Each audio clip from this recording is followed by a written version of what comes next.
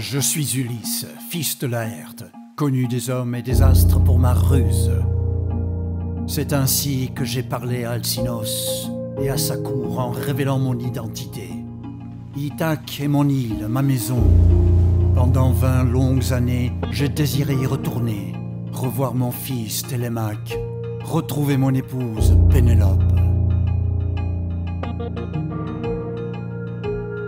Rien n'est plus doux que la patrie pour qui se trouve en terre étrangère, même si cette dernière est illuminée par les étoiles les plus brillantes. Par ce récit, je veux vous raconter les souffrances quand Dieu imposa mon voyage. À peine avions-nous pris la mer. Une fois lavés dans la mer, nos épées ensanglantées, nous nous sommes éloignés, victorieux de Troie, créant de l'écume par le mouvement de nos rames.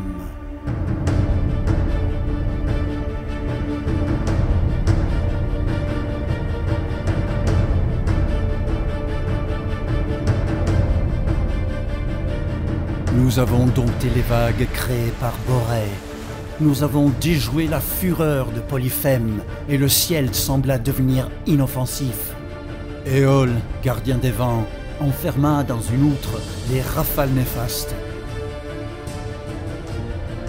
ne laissant en liberté que le doux Zéphyr, afin qu'il pousse les navires à bon port.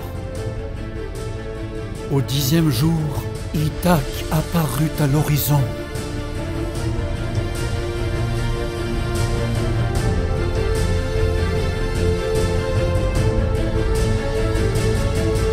Désormais certain d'arriver, je m'abandonnais fatigué à un profond sommeil, bercé par le doux rêve de retrouver ma terre et mon épouse.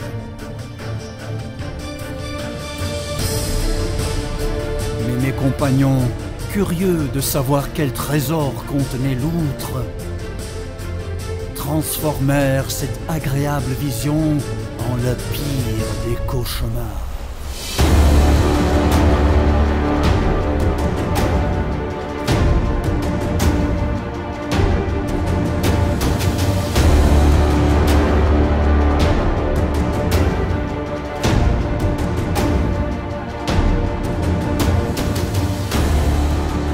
En raison de la fureur de Poséidon, mon esprit présageait d'autres catastrophes.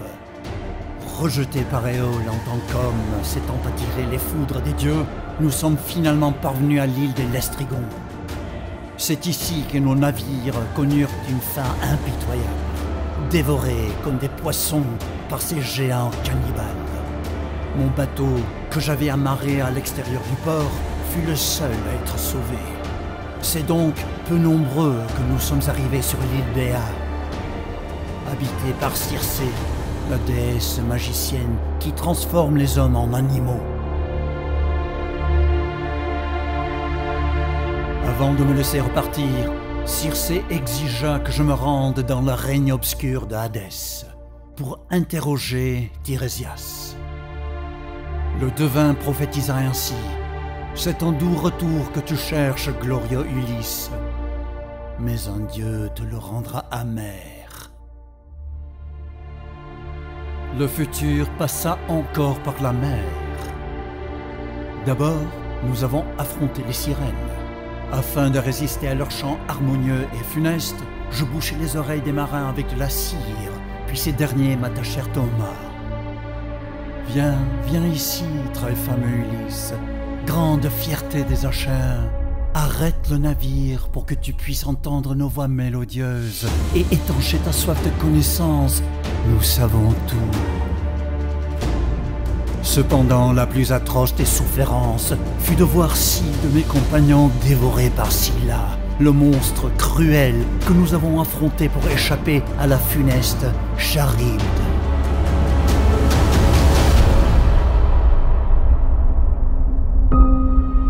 D'abord Tirésias, puis Circé, il m'avait prévenu. Tu auras la vie sauve, mais seul, sans tes compagnons. Euryloque, Philétor, Elpénor, Polytos. Mon cœur lacéré pleure son foyer lointain et le sacrifice de mes amis. La mer est encore ingrate, même en présence de Calypso, la plus belle des nymphes. Déesse puissante, je sais bien que la sage Pénélope t'est, par nature, inférieure en beauté. Mais même ainsi, je désire voir le jour de mon retour.